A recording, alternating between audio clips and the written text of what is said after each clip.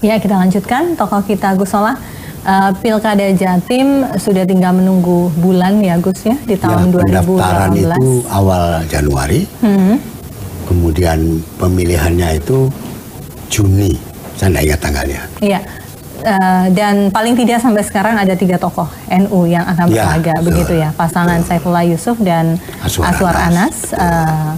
Lalu kemudian ada Ibu Khofifah yang akan maju untuk ketiga kalinya, belum tahu pasangannya, begitu. Saya ingin pandangan objektif Anda terlepas Anda menjadi salah satu tim ses 2 orang ini, begitu. Bagaimana Anda melihat anak-anak muda NU harus bertarung dan mengalahkan satu dengan yang lainnya?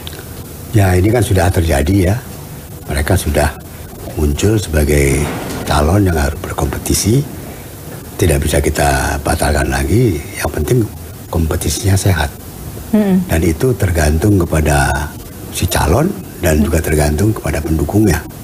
Terutama para kiai, kemudian para pengurus NU. Hal ini kan bisa membuat para kiai terpecah belah ya Gus? Ya, berbeda kan tidak mesti pecah. Menurut saya berbeda tidak mesti pecah. Tahun 2008 ada 5 pasang calon di Jawa Timur. 4 pasang itu ada tokoh NU-nya. PKB masih ada Gusdur waktu itu mengajukan seseorang. Khofifah dicalonkan oleh P3 kalau nggak keliru. Kemudian 2 orang lagi menjadi wakil, Saifullah Yusuf wakilnya Soekarwo, kemudian Ali Maskan wakilnya saya lupa namanya itu, Sunaryo dari Golkar. Jadi ya sudah terbiasa begitu. Sudah terbiasa begitu. Para kiai memang tidak pecah begitu. Khawatirnya nanti masyarakat akar rumput NU yang terpecah belah. Justru karena itu yang saya sampaikan tadi kan, mestinya kita duduk bareng. Apa yang kita harus lakukan untuk mencegah timbulnya dampak negatif yang ekstrim seperti tadi itu yang harus kita cegah gitu. Nah, tentu diperlukan pihak yang mempertemukan gitu. Saya tidak tahu siapa. Bisa juga PBNU, bisa juga siapa yang lain gitu. Oh, ini belum sama sekali? Belum ada pertemuan Saya sudah membuat tulisan di Jawa Pos yang saya pikir pasti dibaca oleh semua orang di Jawa Timur, termasuk pengurus besar Nahdlatul Ulama. Itu saya tulis Sabtu minggu yang lalu. Nah, mudah-mudahan itu mendapatkan tanggapan positif dan kita bisa duduk bareng.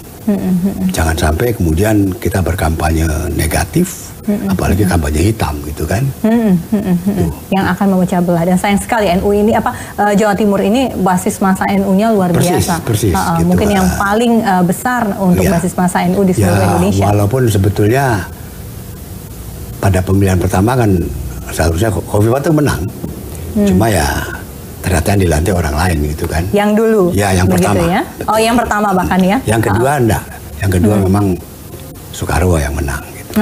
Oke. Gus Solah, bagaimana Anda melihat ketiga anak muda lah, masih bisa dibilang anak muda lah ya, NU ini berkompetisi. Silakan menyampaikan masing-masing dari mulai Gus Ipul yang bisa dibilang incumbent ya, wakil yang sekarang kemudian mencalon menjadi Jawa Timur 1, lalu kemudian Abdullah Azwar Anas, Bupati Banyuwangi, lalu Ibu Khofifah Indar Parawansa.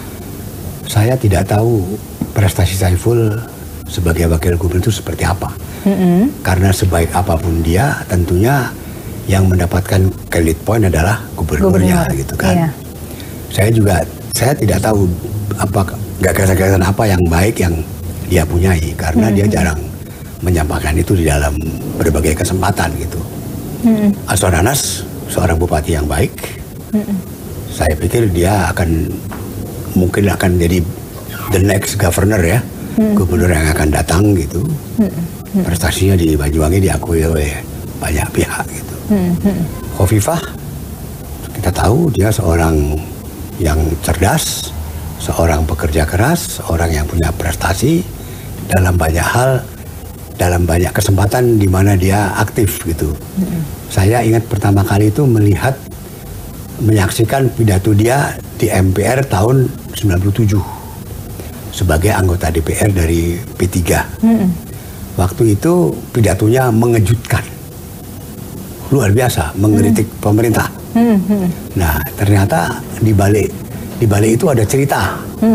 Jadi dia ditunjuk untuk membacakan naskah yang sudah disiapkan oleh DPP P3. Iya. Dia tidak bisa membaca itu.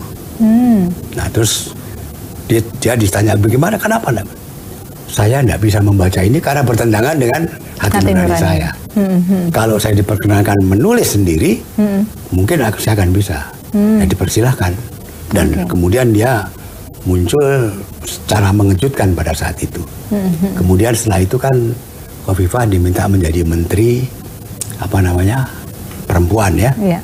Nah sekarang menjadi menteri sosial. Lagi, begitu. Iya. Kementerian Sosial ini selama ini kan dianggap kementerian yang ya begitu-begitu aja lah. Bukan kementerian yang prestisius ataupun punya strategis gitu ya kan. Tapi di bawah Khofifah menjadi beda. Apa aja itu bedanya? Dia strategis. Sekarang menjadi ujung tombak dari pemerintahan Jokowi. Anggarannya dalam 3 tahun ini lebih dari 2 kali lipat naiknya. Jadi dialah sekarang mengkoordinasi program-program anti kemiskinan gitu. Itu dia akhirnya menjadi pertanyaan banyak orang. Ini karena mumpung saya bicara dengan pendukung Khofifah juga adalah mengapa harus kemudian berambisi lain begitu. Nah, dengan pengalaman ambisi 2 kali kalah ya. Betul, ini kompetisi Ibu Khofifah untuk ketiga kalinya bagi Jawa Timur begitu. Saya pun saya sampaikan kepada dia. Iya. Kalau Anda maju sebagai calon gubernur, siapa yang akan menggantikan Anda sebagai menteri sosial? Tidak mudah mencari menteri yang sehebat Anda kan? Kan kita tahu dalam berbagai survei dia termasuk 3 menteri terbaik. Yang terbaik kan Susi ya. Yang terakhir dia nomor 2. Iya.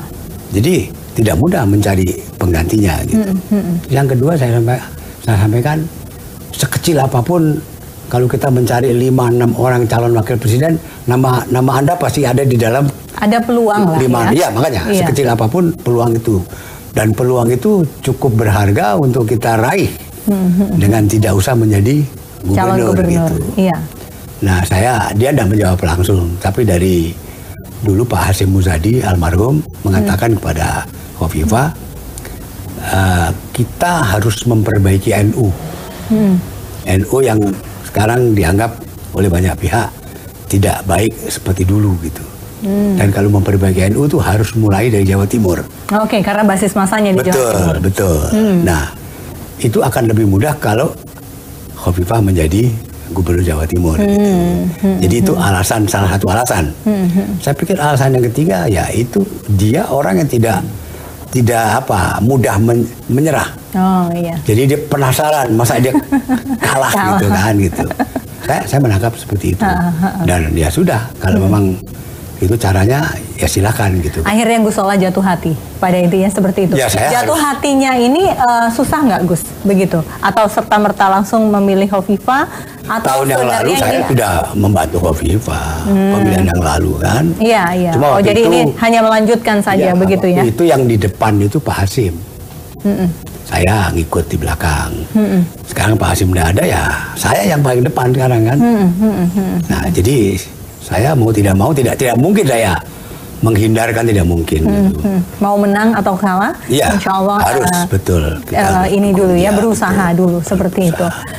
Gus Solah, kita masih terluka dengan apa yang terjadi dalam Pilkada DKI Jakarta terkait dengan SARA, perpecahan antar umat beragama. Ada juga isu yang mengatakan sempat orang jadi gagal menikah gara-gara bahkan bercerai dan lain sebagainya terkait dengan Pilkada DKI Jakarta begitu. Saya khawatirnya keluarga tidak bisa dibandingkan dengan Pilgub lah. Itu dia. Khawatirnya itu akan terjadi di pilkada-pilkada yang lain termasuk juga Pilgub Jawa Timur. Insya Allah sih tidak ya.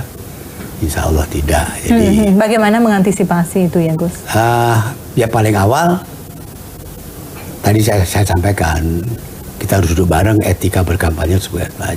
Jangan menggunakan bahasa-bahasa yang penuh kebencian. Jangan menggunakan bahasa-bahasa yang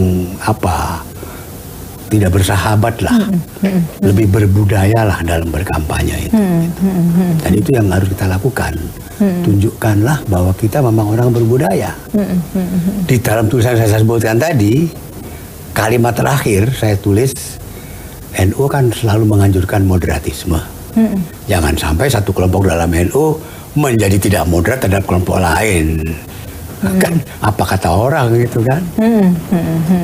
Iya. Jadi untuk menghindari perpecahan ini kan karena tadi calon-calonnya sama-sama dari NU begitu, Anda membuka ruang untuk bisa berdialog dengan siapapun termasuk dengan pengurus PBNU saat ini yang Anda tidak dimasuk dalam salah satu kubu, saya akan mengambil prakarsa. Tapi saya kan sekarang ada di dalam salah satu kubu, jadi tidak mungkin. Jadi harus ada pihak. Siapa yang Anda harapkan akan menjadi saya harapkan PBNU mestinya. Tapi PBNU harus netral dulu gitu. PBNU sudah memihak salah satu. Mungkin PBNU bisa Pak Ma'ruf Amin. Saya yakin Pak Ma'ruf Amin netral ya. Oke. Baiklah. Gus Solah, kita break lagi. Nanti kita lanjutkan mengenai bagaimana pandangan seorang Kiai Haji Salahuddin Wahid terkait dengan apa yang terjadi di NKRI saat ini. Kita akan kembali saat lagi.